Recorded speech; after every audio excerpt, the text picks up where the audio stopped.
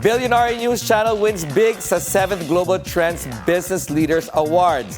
Kinilala ang BNC as the most influential global news channel, while our very own agenda anchor, Corina Sanchez Rojas, was also recognized for outstanding impact in broadcast media. Narito ang agenda report ni Josh Malimban.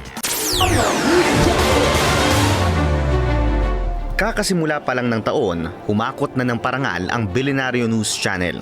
Sa ginanap na 7th Global Trends Business Leaders Award, nasungkit ng BNC ang Most Influential Global News Channel. Ayon sa nag-organisa ng event, kanilang kinilala ang integridad at mapagkakatiwalaang pagbabalita ng TV network. Kaya po siya napili. Unang-una, may nag-nominate po sa inyo. Yun po yung unang-una. Kasi pag hindi po sa amin na-nominate, hindi po namin marireview.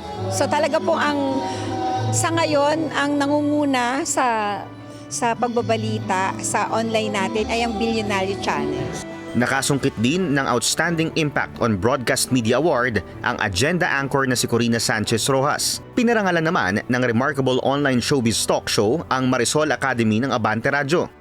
We hope to strive to provide the kind of journalism that the people need as we strive with our motto, the brave, the bold, and beyond. Thank you very much for this award. Sa pagtanggap ng BNC ng prestilyosong parangal, patuloy pa rin ang TV network sa paghahatid ng matapang na pagbabalita sa bawat Pilipino.